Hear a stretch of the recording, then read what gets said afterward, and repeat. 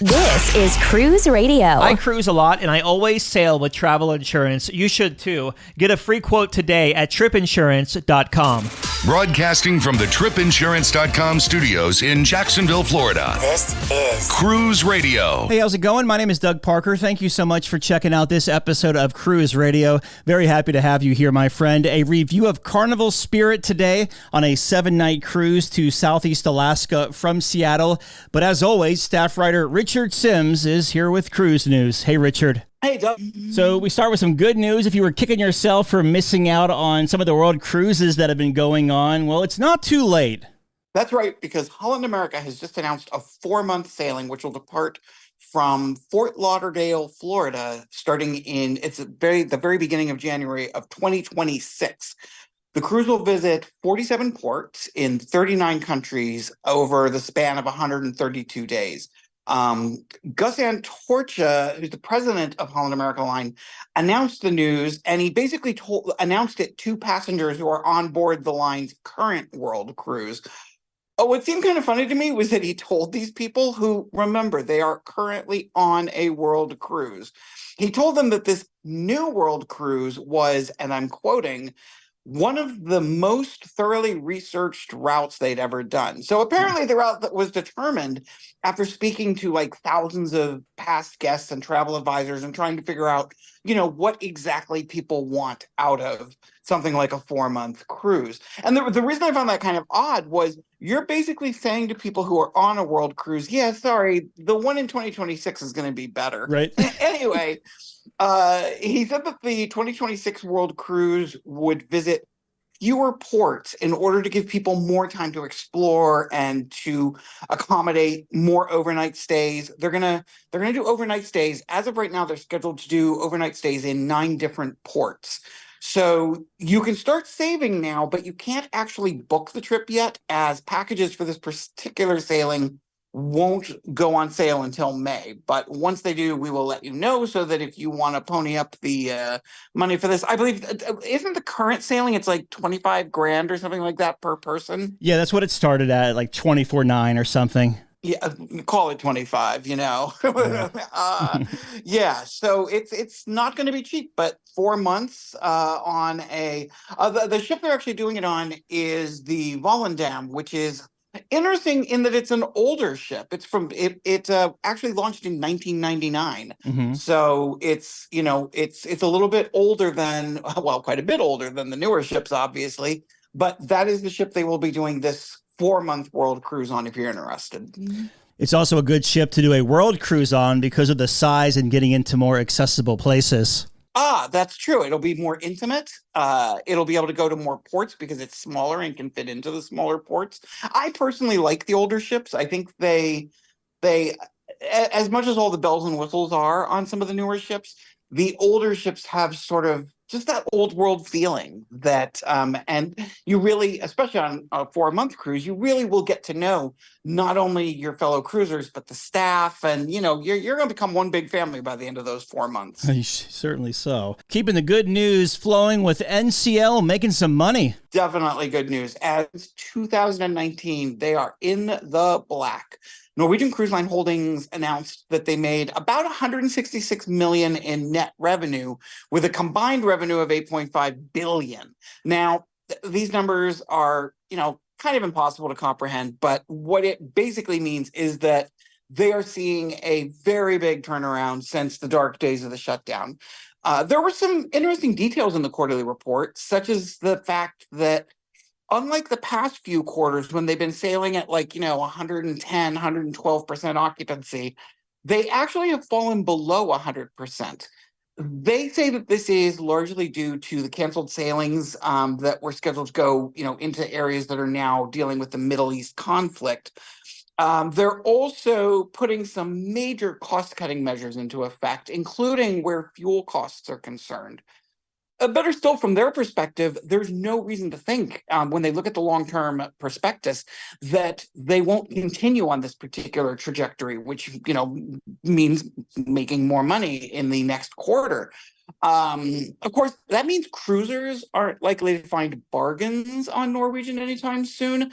From a personal perspective, as someone who talks to a lot of cruisers, not just from Norwegian, from all different lines, we've definitely noticed an uptick in people complaining about what they perceive as staffing cutbacks, which are impacting the quality of the cruises. And I think that's something that NCL should definitely keep an ear open for, keep an eye out on, look at what people are saying about the experience they're having, because you can be making money, but if you start having issues with, bad word of mouth, that can turn on you really quickly. It's the same thing that we talked a little bit about this before, that Disney has had a little bit of a problem with this, in that a lot of people who are longtime Disney fans have sort of soured somewhat because of some of the cutbacks they've made and definitely the price increases.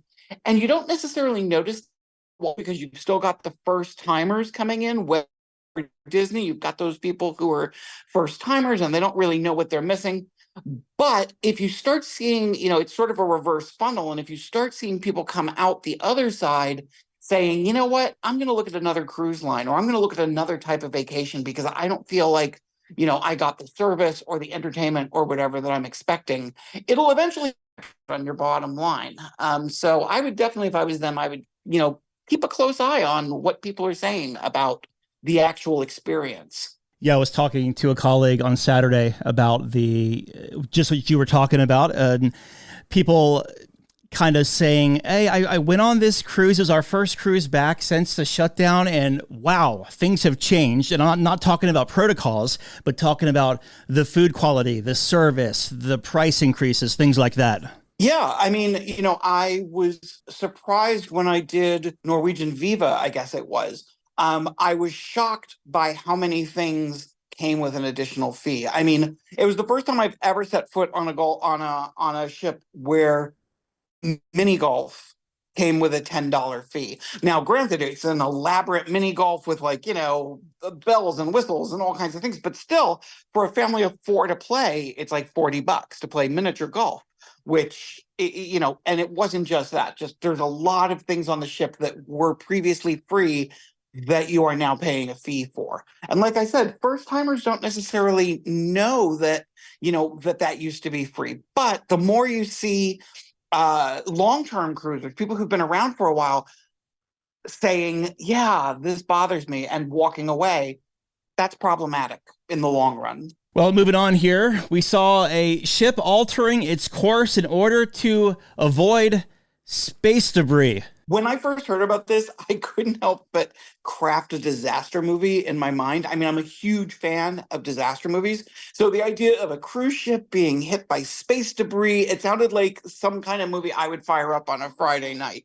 But we're talking the real world. And in the real world, various groups of scientists and cruise line personnel, they all worked together to make sure that my dream movie scenario did not take place in real life. So in this case, it was the Island Princess, which received the warning about a week ago that debris from a decommissioned satellite might be falling into an area that the ship was basically planning to travel through.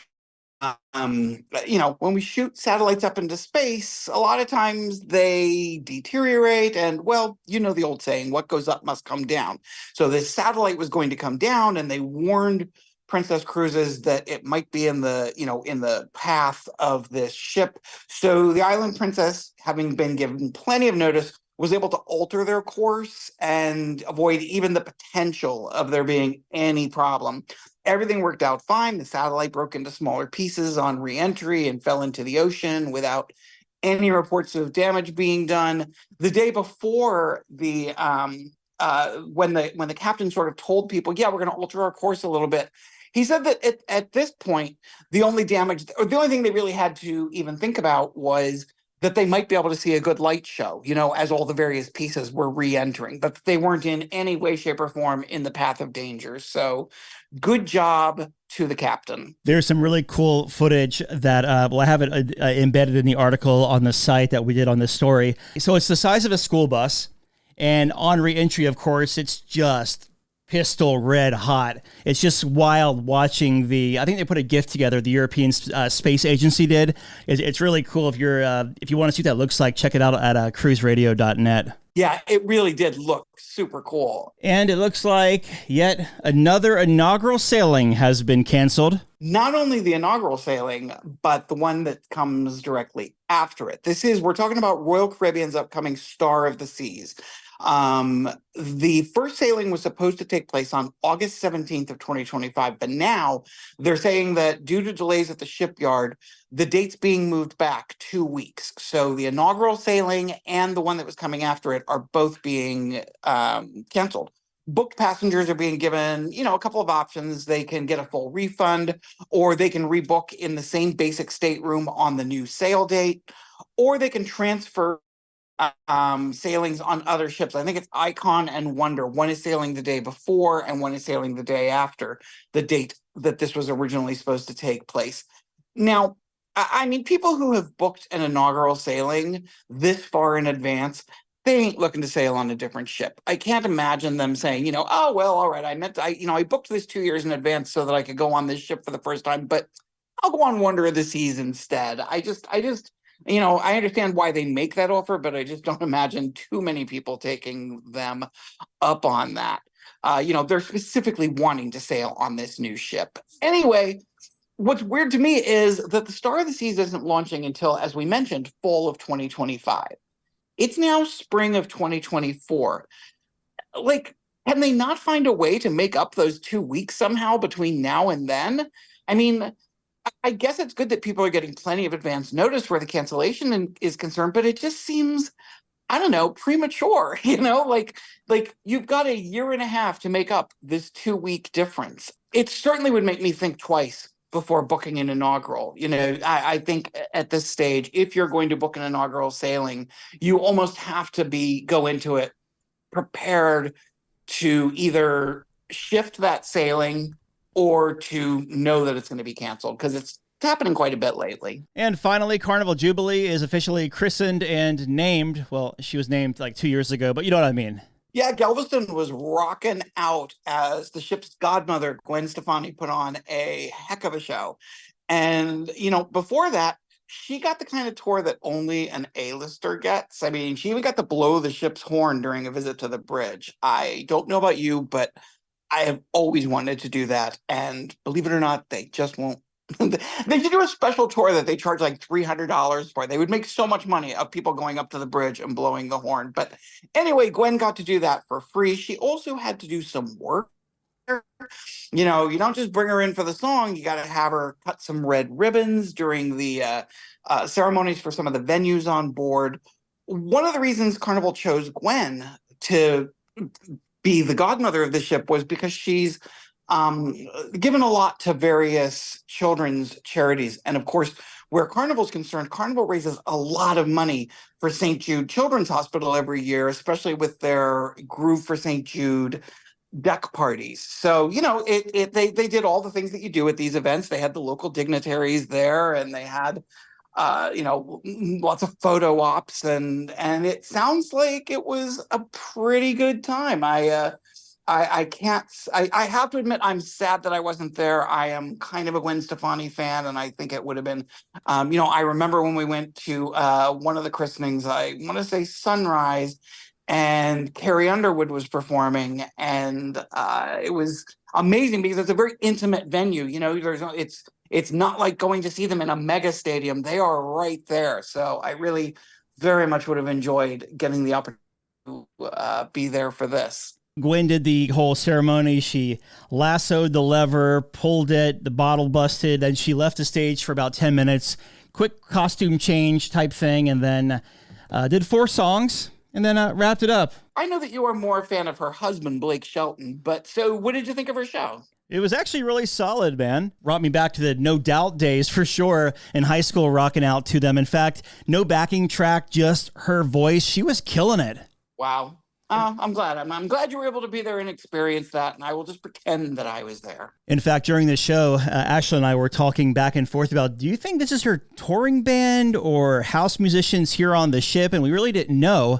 And then I got to the Houston airport to fly over to Vegas because I was going to run that race. And they were behind me in the security checkpoint line. So I was like, were y'all just on Carnival Jubilee? And they said, yeah. I'm like, are you her touring band or what? They're like, no, we do one-offs and private events. We're actually studio musicians. So I thought that was really cool. Wow. Cruise Radio fans, you got the exclusive behind-the-scenes scoop right here from none other than Doug Parker. And shameless plug here, because we have like a lot of photos. If you're on the Patreon, patreon.com/cruise radio.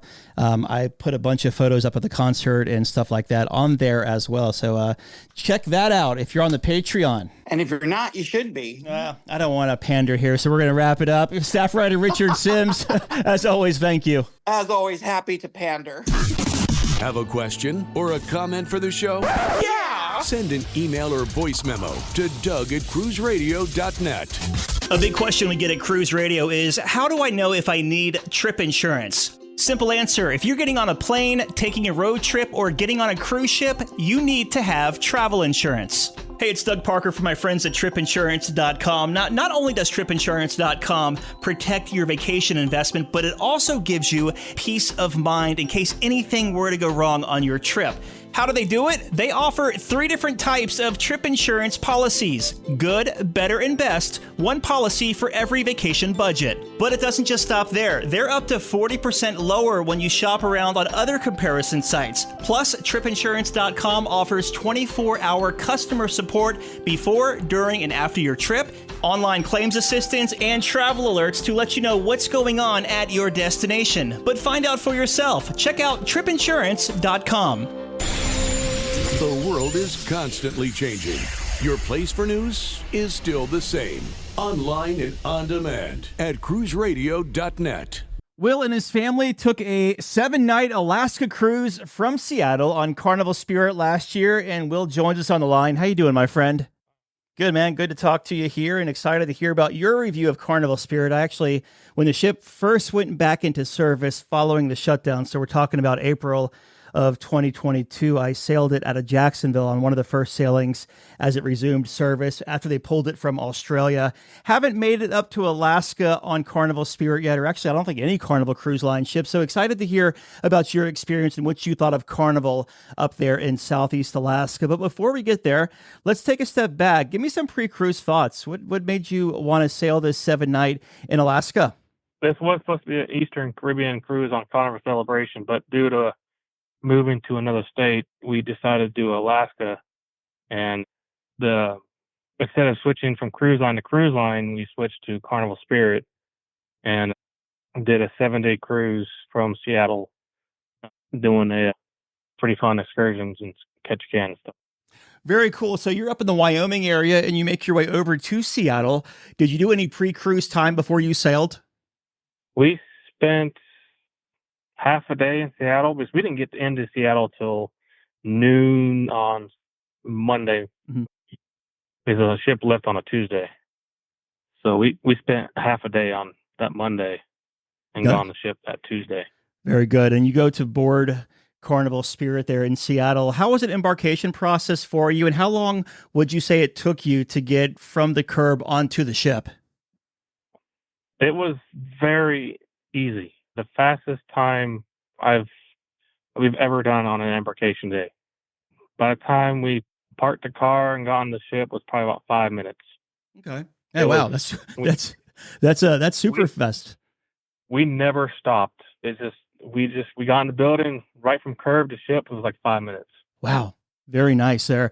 And did you have anything like platinum status where you can get on faster, or did you purchase faster to the fun at all?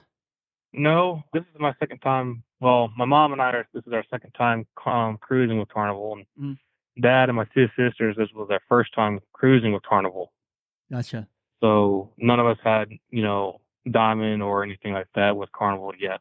Gotcha. What other Carnival ship did you cruise? Carnival Magic. So you step on board Carnival Spirit, of course, a Spirit class ship. What were your first impressions walking on board? Well, as we stepped onto the ship, we got directed to the muster station. So we couldn't really quite look around, right when we got on the ship until we got our muster station finished. But overall, that was actually, the atrium was very pretty. Mm-hmm. It kind of reminded me of Carnival Magic, but, a smaller ship. Yeah. But it was very, very pretty, and I liked it. I want to go back on another Spirit class ship again, actually. Let's talk about the stateroom you had on this 7-night cruise. So what kind of stateroom did y'all book, and what did you think of it throughout the 7 nights? So we had booked 2 interior cabins. So we had booked one for my parents and one for me and my 2 sisters. Mm-hmm. And we had 2 of them right next to each other. I was kind of hoping to get connecting rooms, but that they had none available at the time. But I was able to get 2 rooms next to each other. But the rooms were actually very spacious, especially for 3 people in one room. Mm-hmm. We never had an issue with storage. We were all able to, put our clothes in the cabinets and stuff like that. We were even able to put our luggage in the storage very well, and not having to put them underneath the beds. So the rooms were actually very spacious for what we needed to do. What deck were y'all on? Especially having 2 sisters. We were on deck 1, midship. Gotcha. Yeah, I used to cruise with my sister, and I know that I can only imagine cruising with 2 sisters, because mine brought the whole trunk with her when she would sail. So yeah, I'm surprised you had all that extra room left over with 2 of them and yourself. Yep. Where your room was located on deck 1, did you have any noise issues, either to either side or top or bottom? The only noise I heard, and side to side we were fine. Side to side or even across the hall we were fine. The only noise that I heard from above was somebody scraping a chair against the floor. Because basically we were right underneath the atrium area. Gotcha. We were midship. Mm-hmm. So that's the only thing I had to complain about the room or location of the room was hearing the noise above us. But other than that, we had no issues with noise. But although I'm a hard sleeper anyway, so right. You would have to do something really hard above me to wake me up. Gotcha. Let's talk about the dining on this 7-night cruise. We'll start at the buffet area, the Lido deck. How was the food through there, and also those outside venues like the Guy's Burger and Blue Iguana? So let's start at the main dining room. So we had our time dining, or like anytime dining that Carnival does it. So the first night we got there, we reserved our table through the app, and we got there and we got the waiters, and they put us right next to so it was a 2-story restaurant. So we were on the top, we were on the top floor, and it took us forever to get our food and even our drinks. So we were like, okay, maybe we need to ask for different waiters or move to a different table. So the next night we asked for a different table, and we actually got put all the way in the back out a window, and with 3 other waiters. The main waiter was Rob, and she was awesome.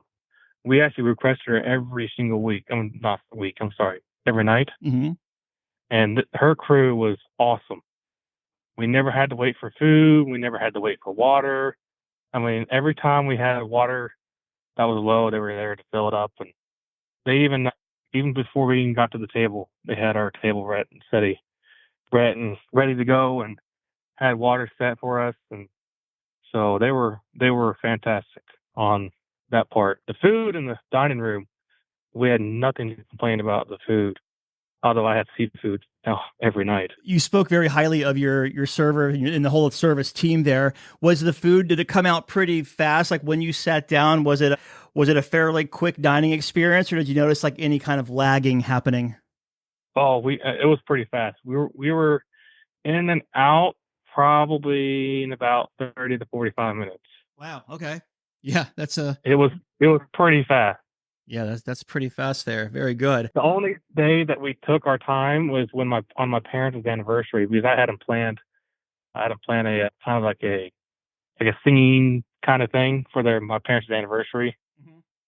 So that's the only time we took our time was on their anniversary. But the other nights were pretty fast. Did y'all do the steakhouse at all? We did not. I was thinking about it, but we just never had the chance to go around and do that. Gotcha. And how about the upstairs upstairs on that ship, the Lido deck area? How was that? So we did the buffet for breakfast every morning. My dad always went to get an omelet because he loves his omelets every morning. But the Lido deck was, especially for the buffet, it was all right. It got a little bit busy later in the morning. Probably like 8, 9 o'clock. But the lines were known to move pretty fast, so you didn't have to worry about waiting in a line to get something. But as long as you got there early enough, you'd be fine. But probably around 8, 9 o'clock, we're around the time where people will start waking up. It's gonna get busy. But I did also eat at Blue Iguana Cantina for breakfast a couple of times. That was also a nice thing about you can either go to the main dining room for breakfast or the marketplace, or I just said it, Blue Iguana Cantina for breakfast. Gotcha. So it's always nice to have those 3 different options to have breakfast or even lunch or dinner. Yeah, for sure. The Guy's Burger joint and the pizza on board, how was that? Guy's Burger, man, I can't say nothing bad about it. It was my mom and I, when we went on a Carnival Magic, we both fell in love with Guy's Burger joint. We loved it, and once we tasted the first burger on Carnival Magic, and once we knew we were going on Carnival Spirit, and we saw that it was going to have Guy's Burger, and we both looked at each other like, yeah, finally. But my other sister, she had a burger from Guy's Burger for lunch every single day. I mean, he loved their burgers so much that he had it every single day for lunch. Certainly. Any long pizza lines you noticed, like at nighttime or any time during the day? No, the only time we got pizza was when my dad and I, after dinner, maybe like an hour or 2, maybe 3 hours after dinner, my dad and I would go up to the Lido because it's not outside where Carnival Magic is. On Carnival Magic, it's all the way outside on the back of the ship on the same deck as Lido. But this time on Carnival Spirit, it's on the inside where Lido Marketplace is. I wasn't worried it's going to be having a long line, since we're inside. But we didn't have to worry about a long line. We didn't have to worry about waiting for a pizza. We were able to get up there and get a couple of slices of pizza and eat. So we did that like 2 or 3 times, maybe. Nice. So, but the pizza is actually pretty good. I like the pizza. Yeah, it's solid. How about the entertainment on this 7-night cruise? What did y'all think of it? And not just the shows in the theater, but maybe like either like the karaoke, the comedy club, things like that. I went to one show. I think it was the first or second night. I can't quite remember if it was that second night or first night. But I went to one show, and it was actually pretty good. It was actually better than Carnival Magic. I hate to say it, but it was better than Carnival Magic shows on that ship. But it was actually pretty good. I did go to a couple of comedy shows, and this guy named, I think his name was John, and man, he was funny. He had the whole entire crowd laughing, just dying laughing. And they had 2 comedians, and the other comedian had like the Muppet dude thing, and he was telling jokes and stuff, and he was funny, but just not as funny as the other guy. I mean, the other guy was just, he was funny, and the funny thing is that they were put him in a theater, not the, what is it called, the Punchline? Mm-hmm. Punchline Comedy Club or something like that. Yep. But also, I think it's probably because since it was a smaller room, that they not going to have enough room for people to go to the show. So they probably put him in the theater. That's probably why. But he was funny. I love going to the comedian shows. They're pretty funny. We did go to the piano bar a couple of times, and he was pretty good. But we didn't do any of the karaoke stuff like that. We just did comedy and the piano bar, and the rest of the family went to a couple more shows throughout the cruise. But I decided not to go to a couple of shows. We'll get into it a little bit later in the podcast, but the shows were pretty good. Is what I was heard from the rest of my family as week moving on. Let's talk about the sea days on this 7-night cruise. How was the ship as far as crowds and congestion? So we had a sea day the day after Seattle, and then we had, I guess you can say, sea day and a half, because we left Ketchikan at 1 o'clock in the afternoon, and the rest of the day sea day, and then basically all day sea day after Ketchikan, and then we arrived in Victoria at 8 o'clock that night. So I guess you could say we had basically 2 sea days. During the sea days, I didn't see anywhere that was very crowded, especially on the Lido deck. I was expecting a lot of people because it was very sunny on the sea day after Seattle. I was expecting a lot of people being out and about, but it wasn't as crowded as I thought it was going to be because since it was going to be a smaller ship, I was expecting to be very crowded. But this ship actually handled very well. It didn't seem full. I mean, it seemed full, but just not full enough where it was going to be packed everywhere. Yeah. So it handled the sea days pretty well. So That's and they had tons of activities going on every day. So right. which helped with a lot of, with everybody going to different activities. So it didn't act like it was going to be very packed in one area. That's one thing I've noticed though about those Spirit class ships is that it's hard to even tell if it's full or not because with the ship being spread out, there is so much, I guess, space to passenger ratio on there. Yeah. And the one thing I liked about, the Carnival ships is that, especially Carnival Magic, I mean, I went down the Southern Caribbean Carnival Magic in late February, early March of 2022, and we never had a single issues with, even on that ship, we never had a single issue of sea days being packed on even on that ship either. With Magic being bigger than Spirit, I would have figured that Spirit would have a lot more congested areas, especially on the Lido or atrium or, at the bars. We never had a single issue with that stuff. It's good to hear. Which was nice. Yeah. So let's talk about your ports of call on this 7-night cruise. And what we'll do here is give us the port of call, give us a highlight, and then we'll move to the next one. Okay.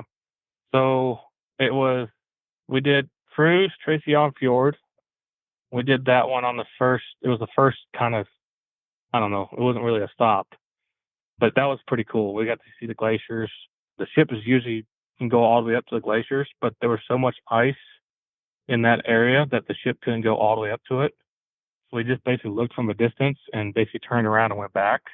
But, we still could see the glaciers from where we were at, which was pretty cool. But it also got really chilly, even at the point where Carnival came out and gave us warm blankets. And so, which was nice, which was a very nice touch. First stop was Skagway. So we got off Skagway, and we didn't have any excursions booked for Skagway or even Juneau. Skagway just walked around, shopped around, and looked around in the area and bought a couple of stuff. And I got back on my sister and I got back on the ship while my parents and my other sister looked around a little more. Then we left Skagway. I don't remember what time we left. But then the next one was Juneau.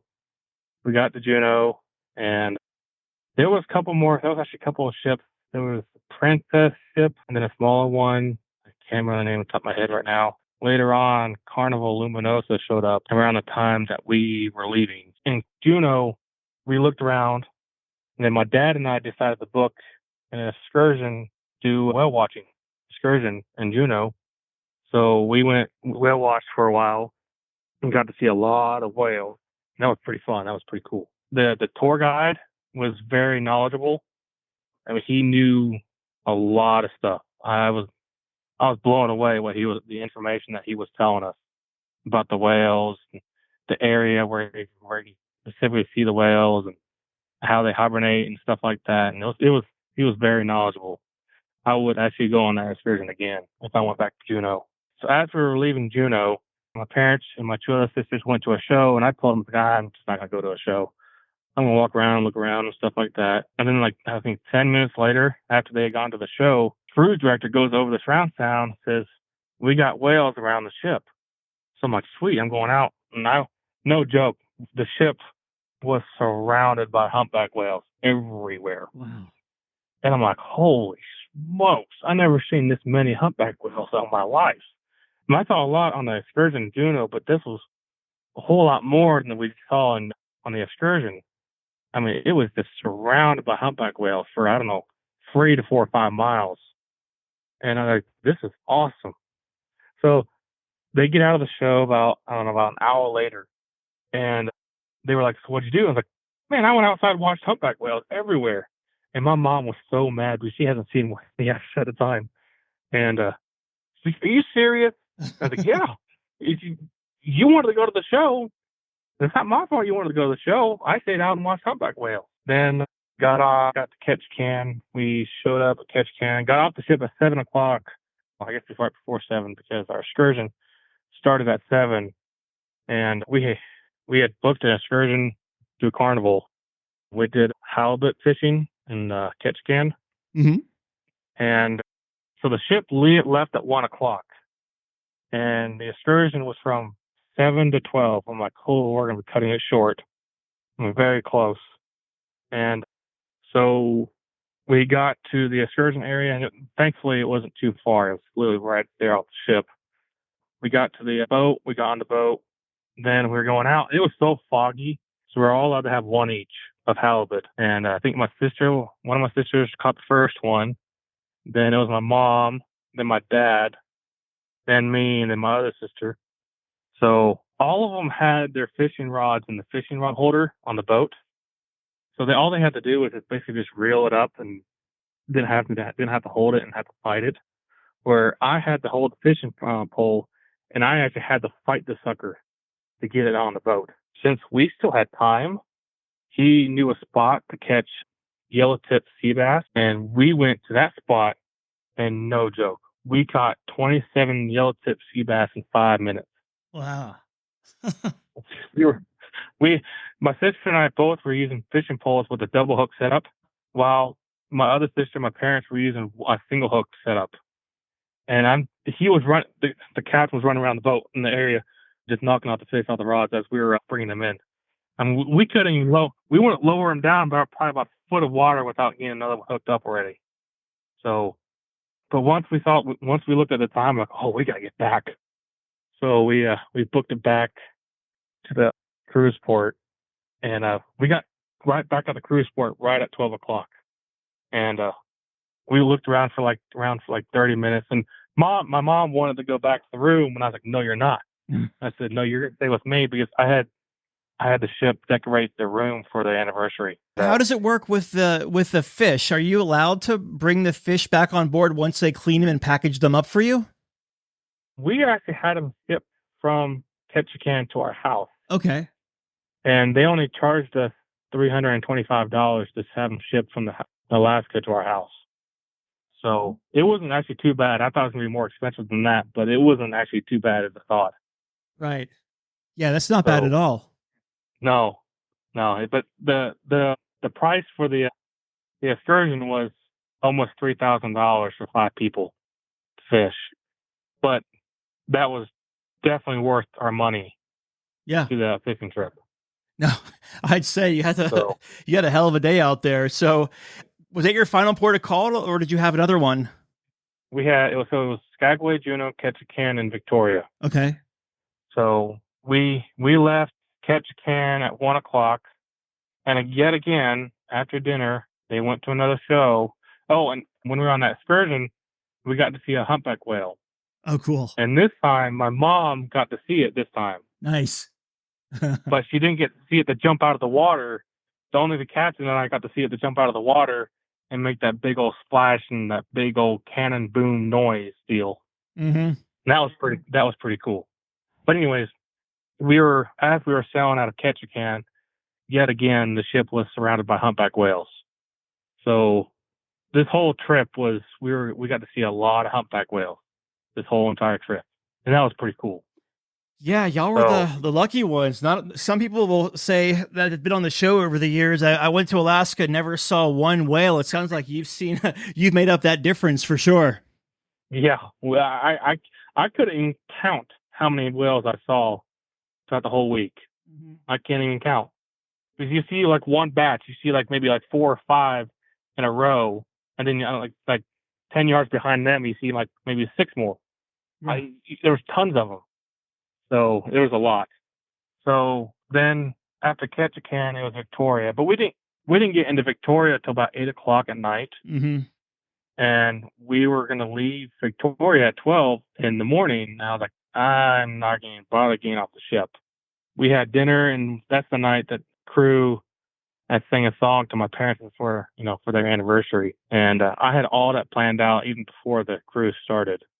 So I had talked to my travel agent with Carnival and told them what I wanted to do and what I wanted to have them to do, which they did. I kept talking to the maitre d', and I said, hey, are we still good? And since my dad was being diabetic and stuff, I also made sure that the cake that they brought out was kind of like sugar free. So which they did. They made sure it was sugar free, and they actually liked the cakes. Awesome. So you get back to Seattle there. How was your debark process? it was actually pretty nice. So when we had left Seattle, we had parked the truck at a different parking area, but just not too far from the port. So I ended up leaving. We weren't supposed to get off the ship till like 8:30, maybe 9 o'clock. I think somewhere in that ballpark. But my rest of my family stayed on the ship until it was time for their time to be called. But I ended up leaving early to go get the truck, and so by the time I got back, to be off the ship by now. Gotcha. So I went out and got the truck, came back. By the time I got back, they were, even before I even got to the port, they called me and said, all right, we're out here and we're out. To them, I think it took about 5-10 minutes just to get off the ship, and pretty fast.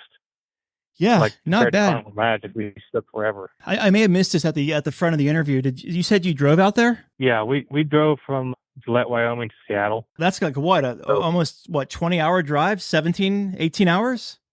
Yeah, about. We took our time. We didn't rush it, since we were taking 2.5 days to get out there.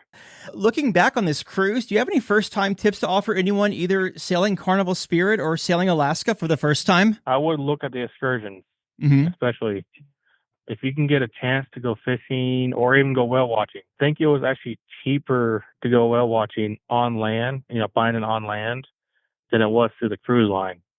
Because my dad and I paid just like $300 for two of us, where compared to it was going to be $200 per person going to the cruise line. Yeah. So, but it could be the opposite. It could be the opposite, where the cruising could be cheaper than the on